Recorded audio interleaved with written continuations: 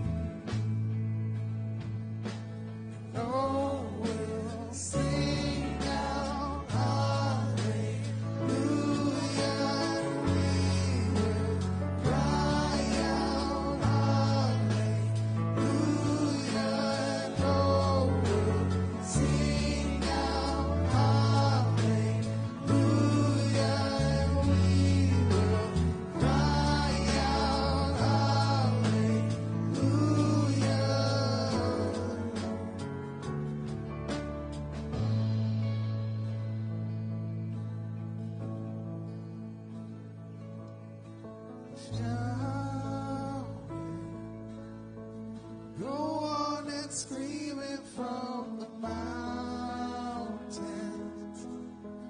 Go on and tell it to the masses. He is love.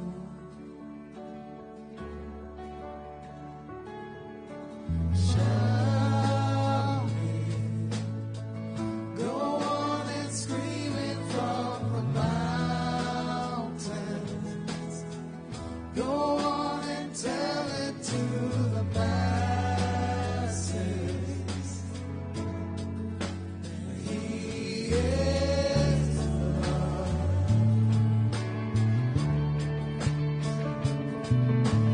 Shout it. Go on and scream it from the mountains. Go on and tell it to the masses. He is love.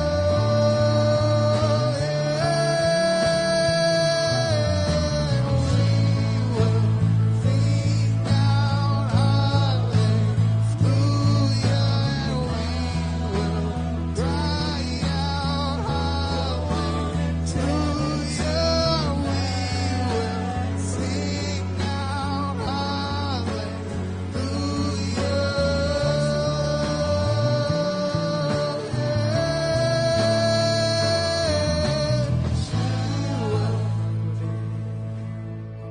Go on and tame it from the mountains.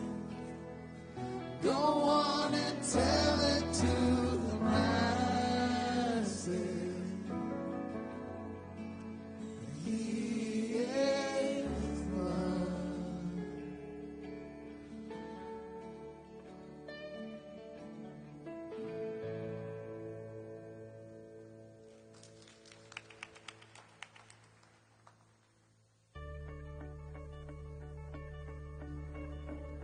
Well, hey guys, good morning and welcome to the Venues. My name is Michelle and I am one of the creative arts directors here at the Venues. When you guys walked in this morning, you should have received a bulletin that has everything you need to know, along with a $5 bill.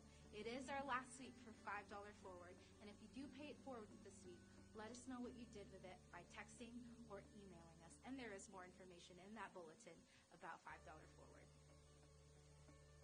If you've got kiddos 4th through 12th grade, be sure to send them over to Family Venue. And when you send them over there, you'll receive a 4-digit code when you check them in. Keep that code with you in case we need to reach you. We'll flash that code on this display. And if you have your baby or toddler with you, that's great. But if they need a break during service, we've got a room for you conveniently located right next to the auditorium is the wiggle room. Your baby can go in there and you can watch the service live. Have you guys seen the tags for Lights of Love in the lobby yet? Every year, this time of year, we partner with several organizations where we help provide gifts for those who are in need. You can adopt a child, families, unsheltered friends, and our pets through Rescue One who are in need this season. These organizations are collecting all kinds of things from hats, gloves, socks to gift cards, and really whatever they need. And we still have a lot of tags left. So they are in the lobby, so be sure to grab one, or you can sign up on our website. The busy holiday season is here, so I want to let you know that we've got the holiday service times and activities on our website and socials. So be sure to check that out, that way you don't miss a thing. Like the Christmas Eve service on December 24th at 5 p.m., and the online-only service that same week on Sunday, December 28th. We want to make sure you don't miss a thing. So be sure to check that out or ask any questions you have. If you want more information about the venues, go to our website at www.thevenues.org. There you can get more information about what we're all about. You can give online, and you can also sign up to volunteer. Also, you can follow us on socials. We are on Facebook, Instagram, and TikTok. Better yet, favorite us on there. That way you can beat the algorithm and we pop up on your feed. I also want to give a quick shout out to our stage design team. They are responsible for all the winter cheer you see on stage. And without you, our volunteers, we wouldn't be able to do what we do on Sundays. So thank you so much for your time, and thank you for your talents. And if it's your first time here, thank you for joining us this morning. Be sure to say hi to Whitney after the service. She'll have a gift for you. And that is all I have for you guys this morning. I hope you have a great Sunday. I hope you had a wonderful Thanksgiving. We'll see you guys soon. Bye. Hey, I am Jen Bolch, and this is new to me, so, wow. I just wanted to introduce the song today, but part of that is sharing a little bit about myself. So I don't know about you guys, but I have lived under pressure since I came out of the womb, I'm pretty sure. And I think most of us in here know what it feels like to start your childhood performing, right? You do well at school, you want to please everybody, you do all the right things. You go through life thinking you just got to be that person. And then as we grow older, we become adults. Where it's supposed to get better, we make our own decisions, right? I don't know about you, but adulting did not turn out like that for me. What it became is more pressure, where you get up and go to work every day because you have to pay bills and you have to take care of all the things. And there are so many things that nobody tells you about. I did not know how much a roof costs, guys. I found out this year, not bueno. So I think whether it's from internal pressures where we drive ourselves or whether it's external pressures, the one thing that we all have in common is that we live under it all the time. And one thing I can say about this song, it came out in 1981. I was 7, almost 8 years old. And when I first heard this song, it was just a cool jam, right? Now that I listen to it, there's words that hit me really hard. Like, it's the terror of knowing what the world is about. Because now we do know what the world is about, and we live in a scary time. And what brought me here was to be amongst people to relieve that pressure, right? To have an outlet and have a space. And so the venues has been that for me, and I'm glad that it's there for you as well. And hopefully today's song will feed right into that. And Nate did ask me to say, and I'm remembering it, you're going to think I lied to you about the song. It is David Bowie and Queen's Under Pressure, but it might trick you when you first hear it. So with that, I'll turn it over to the band.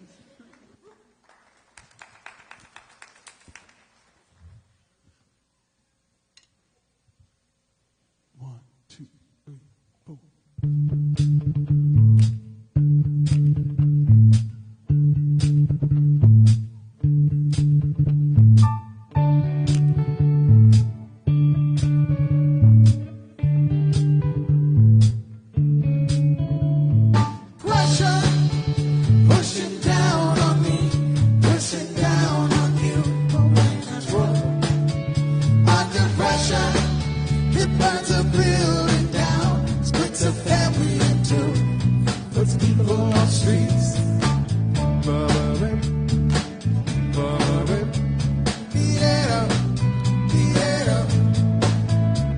The terror of knowing what this world is about. Watching some good friends scream and let me out. Afraid tomorrow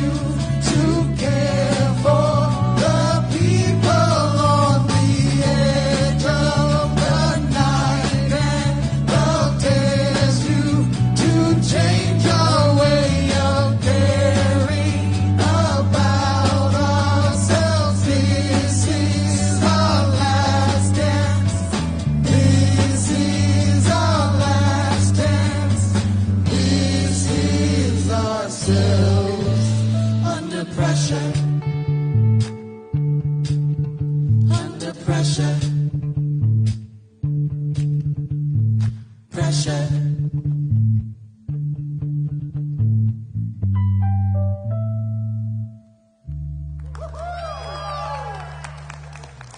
All right. So normally I know the lights go down and we have a video that comes up and we talk, but I couldn't leave the stage without acknowledging someone who's really important to us as a church, as a band, just as a people. And it's his birthday today. So Mr. Chris Roberts, I know you were waiting on me. But real quick, if we could sing a quick round of happy birthday to him, I would love it. Yeah, we're doing it. 1, 2, 3. Happy birthday to you. Happy birthday to you. Happy birthday, dear Chris. Happy birthday to you. All right, thank you, everybody. We embarrassed them. Have fun. Oh, thank you.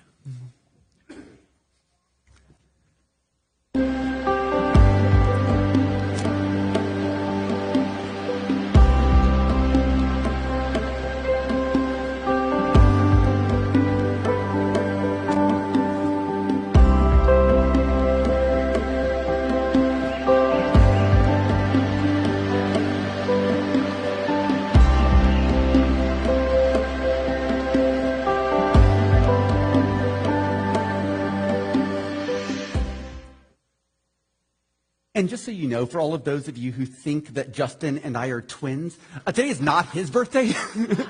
And so I know that a lot of people might wish him happy birthday today, and that's okay as well.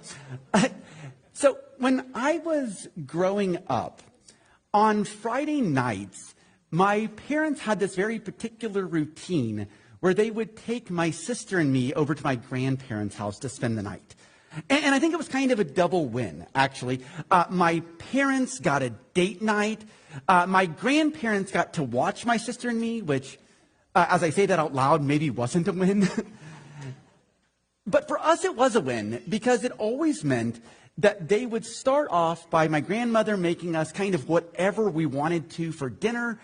And then we would spend the evening playing Monopoly or watching professional wrestling. Yeah. And then there would basically be no rules, except for on Saturday morning, my grandfather would go get us fried eggs. And by fried eggs, he meant donuts. And I don't mean the healthy kind of donuts, not that there are healthy donuts, but I mean like the really unhealthy ones, the ones that have like so much frosting that like the Santa Claus ones look like you're in an episode of Stranger Things and Vecna has literally just been bleeding out of the mouth because of all of the red icing. He would always get up way before we woke up to go get these fried eggs. And so one morning when I was about 7 or 8, I asked my grandfather if I could go with him. Hey, can I go with you sometime to get these donuts? And he said, sure. Normally on Saturday mornings, I sleep in until about 6, and then I go, and I was like, jaw on the floor. What do you mean you sleep in until 6? That seems absurd. What time do you normally get up, Grandpa? And he told me at that point that he normally would wake up every morning sometime between 4 and 4:15, get ready and get to work about 4:45. So that he would be there in plenty of time for when his shift at the steel company started at 6. And I was like, Grandpa, you only live like 10 minutes away. Why do you leave so early? And granted, it might have been just to get away from my grandmother. But it also might have just been the fact that what he told me was true, and it was this. He said, I always leave early because if everything goes well, I get there a little before 5. I have time to make some coffee, have a donut, read the newspaper, and talk to the folks who worked the overnight shift at the steel company. And if anything goes wrong, like my truck breaks down or I'm driving and I pass someone as they're driving around, I can stop and help them. You see, he told me that he would always make sure that he had plenty of time because he always wanted to be early to everything. By the way, this idea of being early is something Jen and I actually bonded over when I first met Jen, who did our song intro this morning. You see, Jen and I actually were both coached by the same debate coach. Miss Teresa Sparkman, who was honestly like one of the most influential people in my life. In fact, the way that I sign my name is because that's the way she signed it on my hall passes. And I think about her every day when I do that. But she had this philosophy that you should always be early to everything, because if you were ever late, you might miss out on something. And having that amount of margin meant that you never had to worry that someone was going to get the wrong impression about you. You know, the reason that both my grandfather and my debate coach were so insistent was really important, was that running early does give you that margin. But the idea of margin seems to be an idea today that is from long ago. I mean, yeah, sure, it was easy to have extra time for yourself. When I was in high school at debate tournaments, it's not exactly like debaters were struggling between, do I go on a debate tournament or do I go on a date? So I had plenty of time. But today, life seems way more complicated, doesn't it? And it's not just time margin either, by the way. You have to figure out all kinds of margin that we're missing today, right? Most of us struggle with, as inflation is going up, with financial margin around the holiday season. We think about our attention margin, the ability to actually care what someone is saying and not have to rush off to the next thing. And it's leading to a place where I feel like we are consistently being overwhelmed. In fact, one recent study noted it this way. It said that 75% of us report that even in their free time, they feel like they should be doing something. And these sentiments are felt more deeply by women aged 18 to 34, with 81% feeling like there's something else they should be doing, and 74% feeling like time is a luxury that is out of reach. So in a world where as many as 3 in 4 of us might feel like time is a luxury that we can't achieve, and we're sitting around thinking about how in the world does the other quarter have time for anything, it's made me wonder if it's possible that we could get through it. Which brings us into the last teaching that we're going to have on this series called How to Get Through It. And so today what we're going to be looking at is how we get through being so overwhelmed. When we've asked folks, like, what is the one word that describes you the most often? The word that we hear the most regularly is this word overwhelmed. And so if we're going to develop the resilience that we need in order to be able to get through the things that life continues to throw at us, and if we're going to figure that out, we have got to figure out a way to have some margin. And that's actually our big thought for today, the thing that I want us to be able to walk out of here today with, have in our brains throughout the rest of this week, and that's this: that when we are overwhelmed, we don't just need a break. We need a new rhythm that builds margin into our lives. Okay? That's the kind of the big thought that as we leave today, the thing that I want us to exit with is this: that when we are overwhelmed, we don't just need a break. We need a new rhythm that builds margin into our lives. During the holiday season, a lot of us will take some kind of a break, whether it's from school or from work. But if we don't have that kind of rhythm, it's just going to lead to the cycle again of continuously feeling overwhelmed. Way back when we started this series, like 4 weeks ago, we talked about the fact that resilience isn't something that you're either born with or not born with, but it's actually something that you can develop. And so this morning, I want to share with you this good news, which is the fact that if you're like, look, Chris, I don't know how in the world I'm ever going to get margin in my life, that the good news is that it's something that you can develop. It's not just a skill that's innate, that you're just born with or not born with. My hope is that you leave today with the same thought of margin that maybe you do with resilience, which is that it's something that you can develop. So how do we do that? How do we move from this point where such a high percentage of us feel overwhelmed to a point maybe where we can create the margin in our lives that lets us make the difference that we want? My hope is today that by looking at a story that was told about 2,000 years ago, we can actually see a little bit about how walking the path of love might actually line up with creating the margin that we want so that we can show love to more and more people, including ourselves. You see, When we look at the things that Jesus taught, he often taught using these things called parables, which were basically just like a fictionalized story. They were ideas about morals, the ways that we encounter the divine, the way that we encounter God, the way that we encounter other people.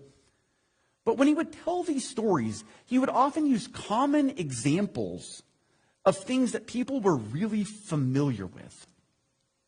But most of the time when he would tell these stories, it wasn't just like story time with Jesus. Instead, he was doing it as a response to the questions or the things that people were talking about in society. And so today, as we are consistently bombarded with the overwhelm of the news, of our families, and of life, I think that it's helpful to kind of enter into this to try to figure out, is there a way to walk through this overwhelm and find a place of margin? The story that we're going to be looking at today comes out of the Christian New Testament. If you had a Bible, it would go like in the New Testament, Matthew, Mark, Luke, and John. This story actually comes out of the book of Luke. And it shows up in chapter 12, which is where we're going to start our reading this morning. And it starts this way. It says that someone in the crowd said to Jesus, "Teacher, tell my brother to divide the inheritance with me." And Jesus replied, "Man, who appointed me a judge or an arbiter between you?" I do think it's important as we're kind of starting this story to have the setting here, because Jesus is ultimately going to tell a story about overwhelm and margin as a result of this story. But he doesn't just start the story. The way that Luke writes, and I would remind you here, by the way, that when they were writing these stories, they were written decades and decades later. It may not have been historically accurate. It might have just been that this is Luke trying to tell a story that he wanted to ask. But when Luke writes it, he says that it started because Jesus was asked to serve as a judge to divide the inheritance between multiple people. And at first you might even look at this and be like, that seems really weird. I would never go to like Pastor Philip or Chris and be like, "Hey, would you look over my will? would you help me figure out, am I giving the right amount of money to my kids or whatever?" And of course you wouldn't do that, right? Like that's not what we're trained in. But in their setting, that's what would have been very appropriate. In fact, some biblical scholars would say it this way, that Greek historians testified that the high priest and subordinate priest assumed leadership roles over the people, becoming teachers, legislators, and judges, interpreting the law and dispensing justice, in addition to their cultic religious duties for the Jewish community. In other words, and this is kind of the important note here, the roles that the crowd of Jesus' day assumed that Jesus would take on were multiple things. There was no even construct of a separation between church and state, right? They assumed that Jesus would make these types of decisions for them because they saw him as a great teacher, as a great rabbi. And yet Jesus, in this point, just looked at them and said, "No, that's not what I'm going to do," which is our first big principle as we start trying to figure out how to get this margin, and that's this. That the first step to margin is saying no sometimes. You need permission for this, I think, sometimes. Sometimes I think we need the permission structure that says the first step to margin is saying no sometimes. Look, I'm sure you've had this experience before, right? Someone sees you and they make an assumption about you. They make the assumptions about the things that maybe you're good at, or the things that you would know about or be able to do. A couple of months ago, Pastor Philip and I had this exact same experience. We were sitting in a coffee shop, and this lady came up to us. I'm guessing she was probably in her late 60s or maybe early 70s, and she approached Philip and said, "Look, I don't mean to be rude, but since we're of about the same age, maybe you can help me with something. Do you know where I can sell some really old comics?" The odd thing about that was, Pastor Philip had no idea about where to sell comics. But despite the fact that comic books are not necessarily where my nerdiness lies in plenty of other places, by the way, I happen to know where she could sell comic books. But she didn't ask me that. But honestly, we all have these assumptions, don't we? In fact, people have this assumption all the time with people like Pastor Philip and me who assume that because we're pastors that we can offer counseling, which we can't and we won't and we don't. We think that mental health is incredibly important. But we also think that you should go see a therapist about that, someone who's trained in that, right? If you're having mental health struggles, come see us and we'll direct you to a therapist, right? Or you could just go to thevenues.org/counseling. We actually have a list of counselors there that we have personally vetted who are affirming, who deal with very specific issues. And we're happy to be able to point you in those directions because people who are therapists and psychologists have been trained in those things. And Pastor Philip and I haven't. And that's kind of what Jesus does here too, by the way. When the guy asks him, hey, would you divide up our land? He basically says, no, that is not my job. That's not my role. And there's at least some thought that the reason he said that was that the guy was asking for this division so that he could get a one-up on his brother. He was wanting to kind of get the early judgment. Hey, would you make it such that I get the better part of it? He was greedy about this. And so basically Jesus says, look, I'm not going to play the game of dividing things up to empower you to be more greedy. And when Luke writes this, the guy who asked this question is never heard from again. Now remember, this story, like I said, it wasn't written for several decades after it happened. And it likely didn't happen in this exact same way. Luke was actually just probably writing it to tell a bigger truth about this whole thing. But if it was a real story, if you'd allow me to kind of imagine this for just a second, I have to imagine that this guy probably went home and told all of his friends that Jesus didn't care about him. That Jesus just blew me off. Like, you shouldn't follow this Jesus guy. He doesn't care what you're going through. He doesn't listen to the things that are going on. In fact, he probably even wrote a mean post on their version of Facebook about how this religion that Jesus was espousing wasn't interested in his feelings. You see, when Jesus said no, what he was fundamentally doing was establishing a boundary. He was saying, I go this far, I'll do the teachings, but no, I'm not going to be involved in these legal disputes to let you be more greedy and get more land. And I think if most of us kind of could put ourselves in Jesus' shoes, the response of this man is the response that many of us fear, right? That we feel might happen, is that if we stand up for ourselves, there will be some people who don't like what we have to say. They don't like us saying no, and they get upset. Dr. Henry Cloud, who is pretty much the foremost expert on boundary setting, says it this way. He says, those who can't respect our boundaries are telling us that they only love our yeses, our compliance. I only like it when you do what I want. To me, that is not a real relationship. That is a deal relationship. It's the kind of love that says that I'm here for you as long as I get exactly what I want. And I'll be honest, there are some places that deal relationships make sense, right? I have a deal relationship with my therapist. I go to my therapist and they listen intently to me, and then I pay him. And if you work, you have a deal relationship with your employer. They tell you to do work, and then they put money in your bank account at the end of the month. And that's a deal. But we don't want those kind of relationships all the time. We want real relationships where we are looking out both for our own well-being and for the well-being of each other. Let me just be very, very blunt with you about this and say it this way. Saying you need margin will undermine deal relationships, but will be understood in real relationships. I'll let that sit for a second with you. I think that's what most of us want when we think about the way that we are overwhelmed right now. There are ways that we can be overwhelmed by the way that we don't mind, right?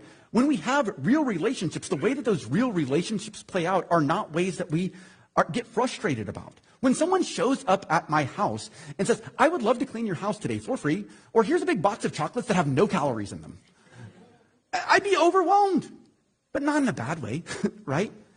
If I'm watching a beautiful musical or listening to our band play, or I'm watching football and someone makes an amazing catch, I'm overwhelmed, but not in a way that I get frustrated by.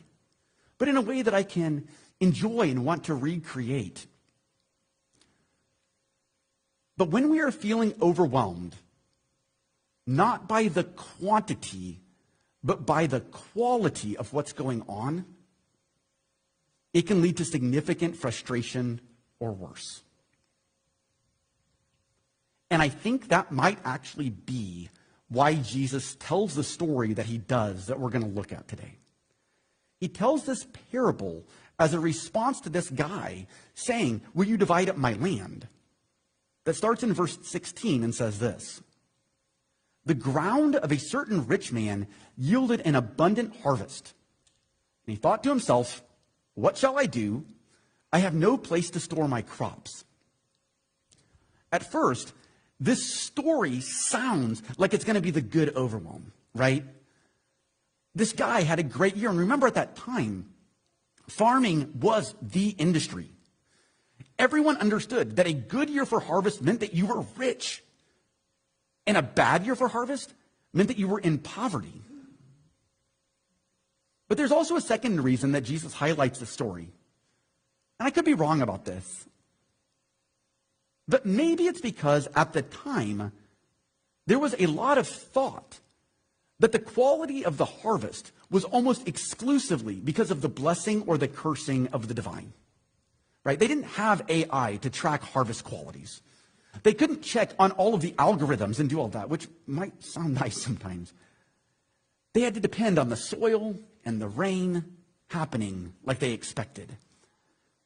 And so this whole story starts out with this overwhelm, not because the farmer had done something well, but because they had been given a blessing from the divine. And then Jesus moves on to say this. Then he, meaning the farmer, said this: "This is what I'll do. I'll tear down my barns and build bigger ones, and there I will store my surplus grain. And I'll say to myself, 'You have plenty of grain laid up for many years. Take it easy. Eat, drink, and be merry.' But God said to him, 'You fool. This very night your life will be demanded from you. Then who will get what you have prepared for yourself?'" In other words, this guy that got a unique blessing that he didn't earn, and suddenly thinks, "I have to hoard it all. I have to build more buildings for myself. I have to make sure that I keep control of all of it." And then the story takes a darker tone where it says that God says, "Look, the priorities that you've set of keeping all of your grain to yourself aren't going to matter much if you don't get to enjoy it, if you don't get to have that capacity." Which is actually the second major principle I want to share with you today, and that's this. We often don't have margin because we prioritize the urgent instead of the important. We often don't have margin because we prioritize the urgent instead of the important.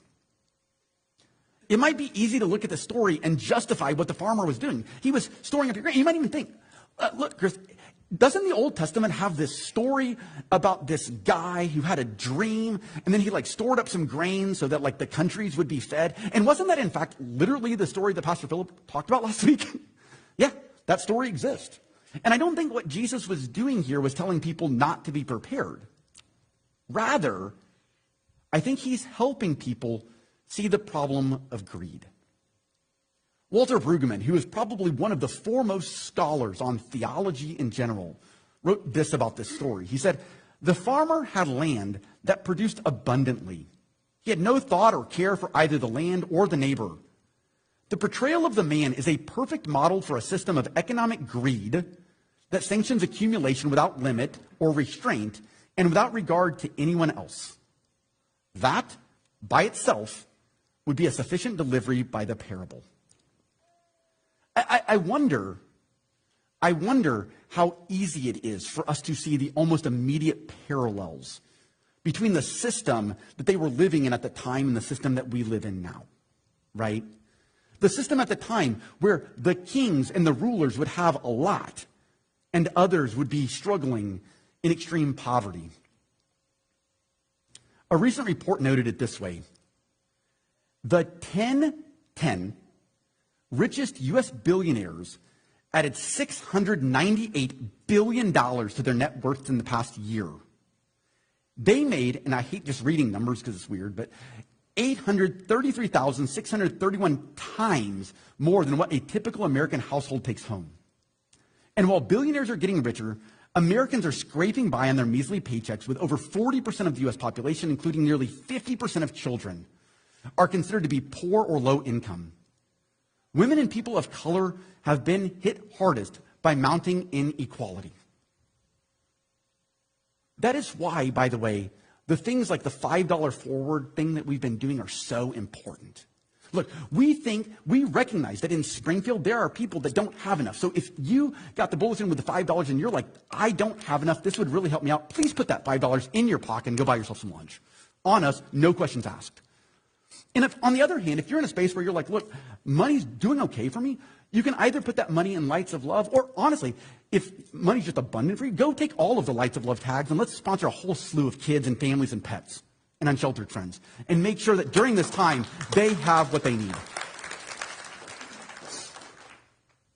Look, I don't know that there's any other way to describe what's happened in America today other than to say that there's greed.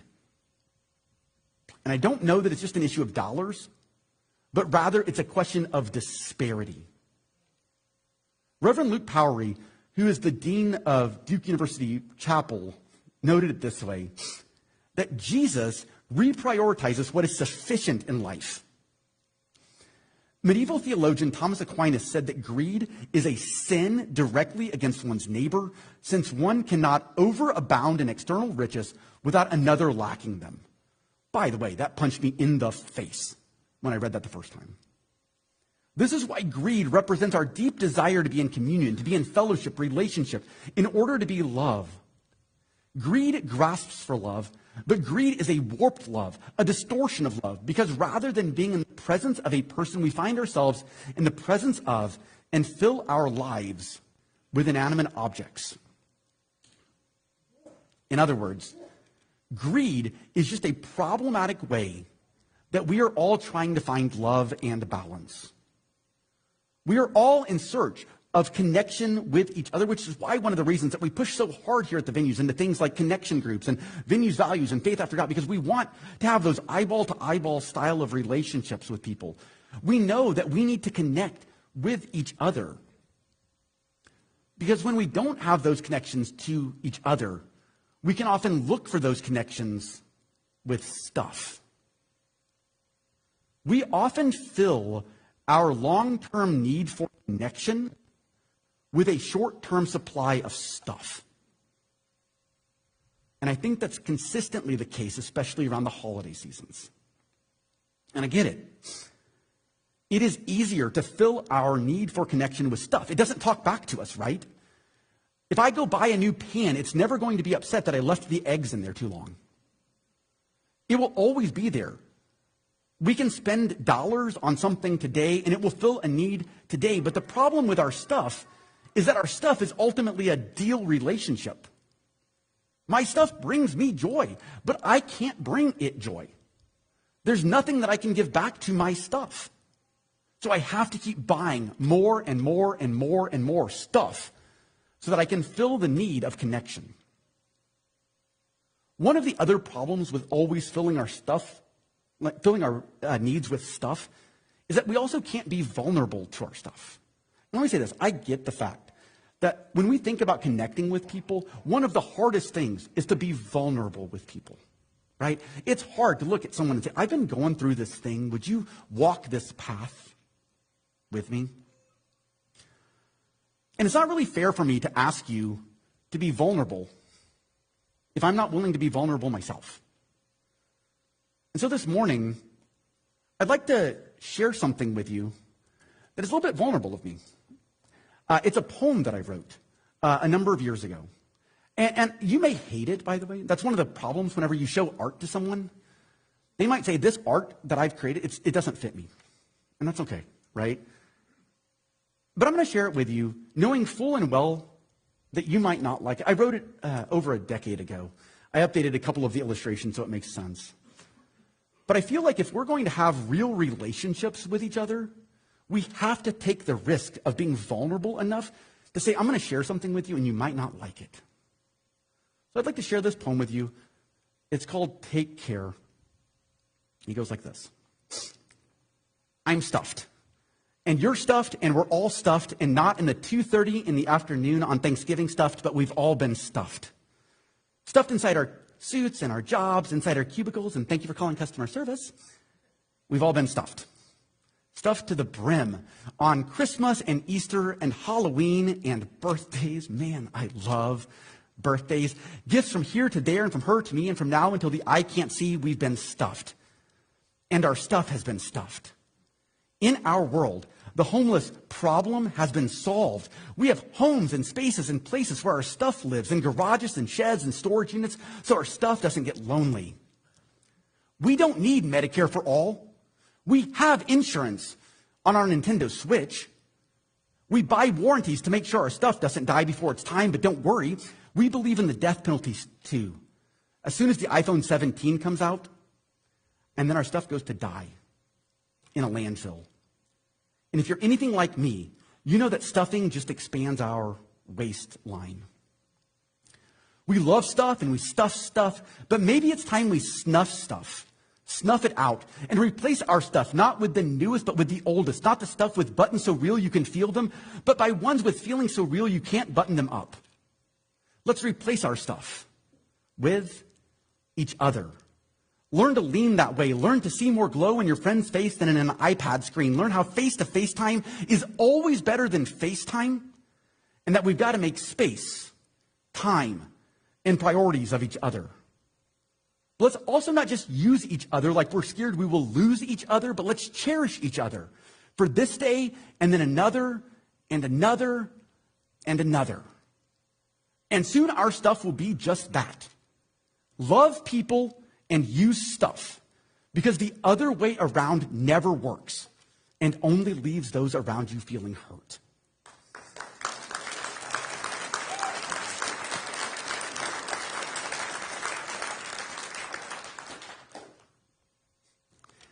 You see, maybe margin happens not when we have less on our agenda, but rather when we are able to say no to the stuff that the rest of the world asks us to fill our time with.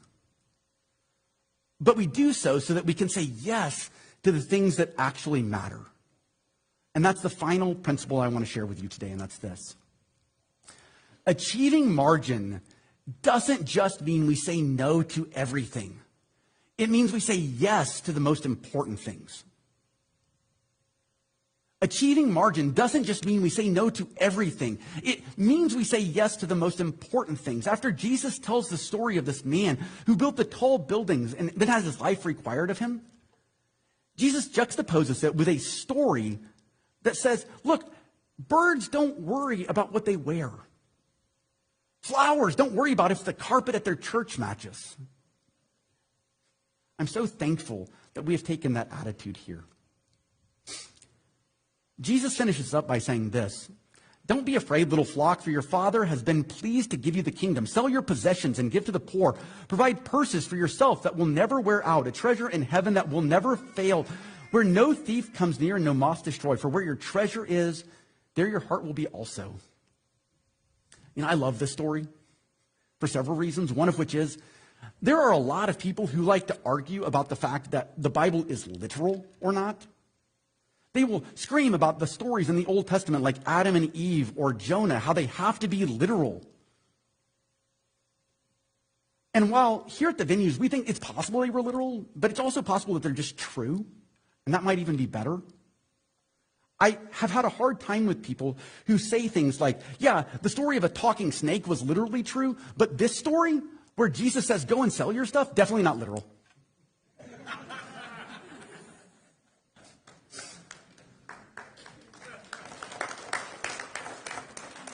Look, I don't know if he was literal about this or not, but I think at the end what it does is it sets up how we think about margin.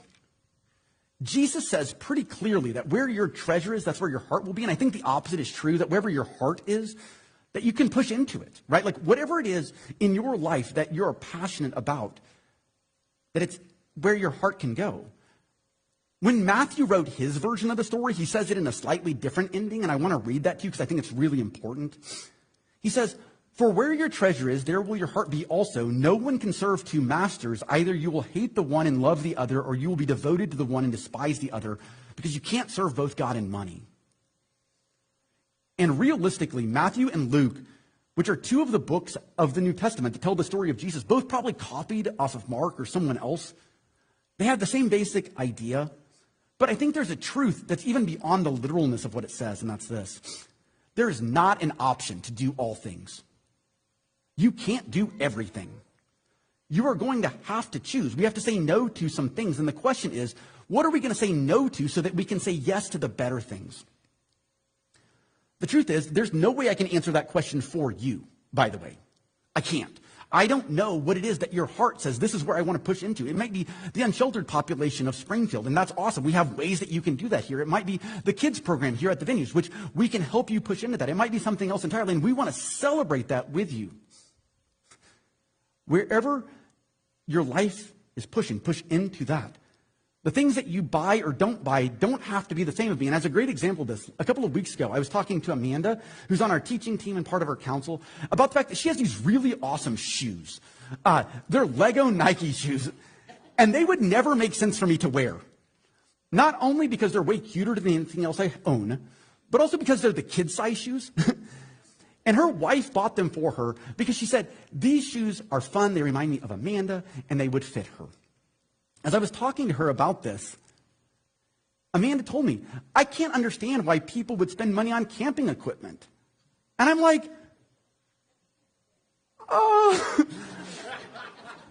because I do, right? I spend money on camping equipment because that's what I like to do. Amanda spends money on shoes because that's what she enjoys to do. For my grandfather, the things that were important were to make sure that he had margin and that he always bought us fried eggs.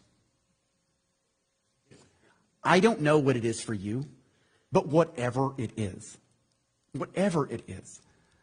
I want you to think about what's filling your margin and if we can say no to some things so we can say yes to the better parts. So here's what I'm going to encourage you to do. Maybe today as a part of the Go Deep notes or as a part of your lunch conversation, I want you to take a picture of this question and ask yourself it as well as maybe those around you. And that's this. Is what I'm spending my time, energy, and resources on something that gives me life, or does it just fill the margins? Is what I'm spending my time, energy, and resources on something that gives me life, or does it just fill the margins? And if it's just filling the margins, it's okay to say no to it. So we can say yes to the things that really give us life. Because I think when we say yes to the things that gives us life, it helps us build the rhythm that we need to get through the overwhelm. There may be other questions that you need to ask as well. And one of the things that we do here at the venues, if we have time, is that we take questions if you've sent any in. We have about a minute. Whitney, do we have any questions that people have sent in? This is Whitney, by the way. If you're a first-timer, yay, let's give Whitney a hand. If you're a first-timer, you'll go see her in the lobby after we are finished.